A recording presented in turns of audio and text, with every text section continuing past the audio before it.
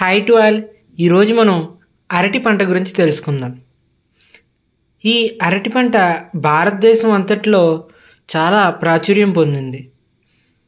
అయితే మన భారతదేశం చూసుకున్నట్లయితే ఈ అరటి సాగు అనేది ప్రపంచంలో అన్నిటికంటే ఎక్కువ అరటి సాగు చేసే దేశాల్లో మొదటి స్థానం మన భారతదేశానికి తగ్గింది. అయితే మామిడి వంటి పంటలు ప్రధాన పంటలు ఉంటే తర్వాత ఎక్కువగా సాగు చేసేటటువంటి పంట ఈ అరటి పంట. ఈ అరటి పంటను సాగు చేయాలంటే కనుక మనకు ఉష్ణోగ్రత 25 నుంచి 30 డిగ్రీల వరకు ఉన్నప్పుడు చాలా అనుకూలిస్తుంది. మరీ 15 డిగ్రీల కన్నా తక్కువ ఉంటే ఈ అరటి సాగు చేయడం అనేది శీతాకాలంలో అసలు పనికిరాదు. అయితే ఈ అరటిని సాగు చేయాలనుకుంటే మనకు సారవంతమైన మంచి నేల మరియు నీరు ఇంకిపోయేటటువంటి మంచి సేంద్రీయ గుణం ఉన్న నేలలు దీనికి పనికొస్తాయి. అయితే బాగా ఒండ్రు నేలలో కూడా ఈ అరటిని మనం సాగు చేసుకోవచ్చు. అయితే నేలలో మనం చూసుకున్నట్లయితే 1.5 మీటరు అంటే సుమారుగా మనకు ఒక 6 అడుగుల లోతు వరకు కూడా మంచి శ్రేష్టమైన నేల ఉండి మనకు ఉదజని సూచిక pH అనేది 7.5 వరకు ఉంటే చాలా మంచిది. పూర్తిగా ఇసుక మరియు చౌడు భూములు తప్పించి మిగతా అన్ని భూముల్లో కూడా ఈ అరటిని మనం సాగు చేసుకోవచ్చు.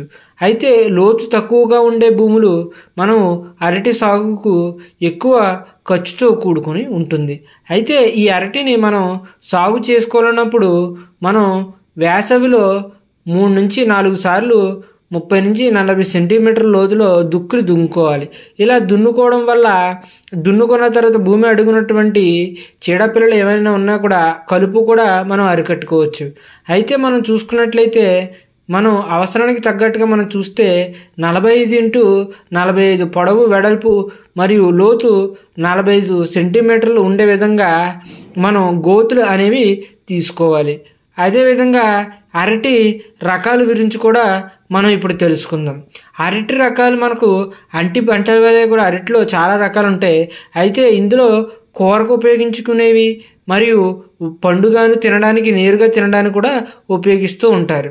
అయితే మనం కొన్ని రకాల గురించి మన ఛానల్లో ఇప్పుడు మనం తెలుసుకుందాం.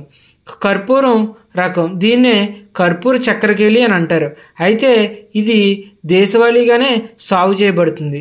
ఇది సుమారు 3 మీటర్ల ఎత్తు వరకు పెరిగి మనకు గాలిదుమ్మలు అవి వచ్చినప్పుడు ఎక్కువగా పడిపోయే అవకాశం ఉంటుంది.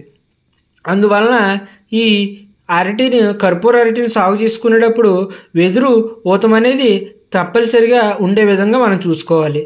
అయితే దీని పంటకాలం 12 నుంచి 13 నెలలు కలిగి ఉంటుంది.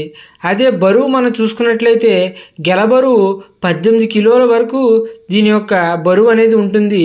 ఇది 2.5 ఎకరాలకు 30 టన్నుల వరకు దిగుబడినిస్తుంది. నీరు లేకపోయినా కొంతవరకు తట్టుకుంటుంది. అయితే పనామా తెగులు, ఆకుమచ్చ తెగులు అనేది ఇది తట్టుకుని పెరుగుతుంది. ఆ తెగుళ్ళ గురించి కూడా మన ఛానల్లో క్లుప్తంగా ఉంది, చూసుకోండి. ఇంకొకటి ఏమిటి అని అంటే తెల్ల చక్కెరకేళి, దీన్నే మనం చక్కెరకేళి అరటిపళ్ళు అని అంటాం. అయితే ఈ రకం మనకు ఎక్కువగా గుంటూరు, కృష్ణా, గోదావరి జిల్లాలు, తూర్పు పశ్చిమ గోదావరిలో ఎక్కువగా సాగులో ఉంది. అయితే ఇది కూడా 2.5 మీటర్ల ఎత్తు వరకు పెరిగి ఇది కూడా గాలిదుమ్ములకి అనేది పడిపోతుంది. కాబట్టి దీనికి కూడా వెదురుతో ఖచ్చితంగా ఊతం అనేది ఇవ్వాలి. ఇది 12 నెలల మాసపు పంట. దీని బరువు సుమారుగా 8 కేజీల వరకు ఉండి 5 నుంచి 6 హస్తాలు ఉంటాయి. అంటే సుమారుగా మనకు 80 పళ్ళు వరకు కూడా ఉంటాయి. పండ్లు అనేవి బాగా లావుగా ఉండి దీంట్లో చక్కెర శాతం ఎక్కువగా ఉంటుంది. అయితే 2.5 ఎకరాలకు ఇది 15 టన్నుల దిగుబడి కూడా ఎక్కువ ఇస్తుంది. అదేవిధంగా మనం చూసుకున్నట్లయితే దీని యొక్క బాధ ఏమిటి అని అంటే ఈ తెల్ల చక్కెరకేళి దుంపకుళ్ళు తెగులుకు ఎక్కువగా లోనవుతూ ఉంటుంది. ఇంకొక రకం గ్రాండ్ 9, ఇటీవలే ఇది చాలా ఎక్కువ సాగులో ఉన్నటువంటి రకం. ఇది పెద్ద పచ్చరటి కంటే కొంచెం ఎత్తు తక్కువగా ఉండి అధిక దిగుబడిని ఇచ్చేటటువంటి రకం. దీని పంటకాలం మొత్తం 11 నెలలు. దీని గెల సుమారుగా 30 కిలోలు ఉండి 10 హస్తాల వరకు పండ్లు అనేవి ఉంటాయి. 2.5 ఎకరాలకు ఇది 75 టన్నుల వరకు దిగుబడిని ఇస్తుంది. ఇది పనామా తెగులును తట్టుకుంటుంది, కానీ ఆకుమచ్చ తెగులుకు ఇది తొందరగా లొంగిపోతుంది. కార్సీ పంటగా కూడా దీనిని మంచి దిగుబడి మనం పొందవచ్చు. పొట్టిపచ్చ అరటి. ఈ పొట్టిపచ్చ అరటి అనేది మనం చూసుకున్నట్లయితే దీన్ని వామనకేలి అని, బస్రాయి అని కూడా పిలుస్తూ ఉంటారు. ఇది 1.5 మీటర్ల ఎత్తు వరకు మాత్రమే ఇది పెరుగుతుంది. అయితే ఎకరానికి మనం ఎక్కువ మొక్కలు నాటి అధిక దిగుబడిని పొందడానికి అవకాశం ఉంటుంది. గాలి దుమ్ములను ఎక్కువగా ఇది తట్టుకుంటుంది. నీరు మాత్రం కంపల్సరిగా ఈ మొక్కకు ఉండాలి. అయితే దీని కాలపరిమితి 11 నెలలు. గెల సుమారుగా 15 కిలోల బరువు ఉండి 10 హస్తాలతో ఉండి ఇది 2.5 ఎకరాలకు 50 టన్నుల వరకు దిగుబడిని ఇస్తుంది. వేసవిగాళ్ళు, తుఫాన్లు ఎక్కువగా ఉండే కోస్తా తీర ప్రాంతాల్లో దీన్ని సాగు చేసుకోవచ్చు. పనామా తెగులను ఇది తట్టుకుంటుంది, కానీ ఆకుమచ్చ తెగులు మరియు బంచి టాప్ తెగులను ఇది తట్టుకోలేదు. దీని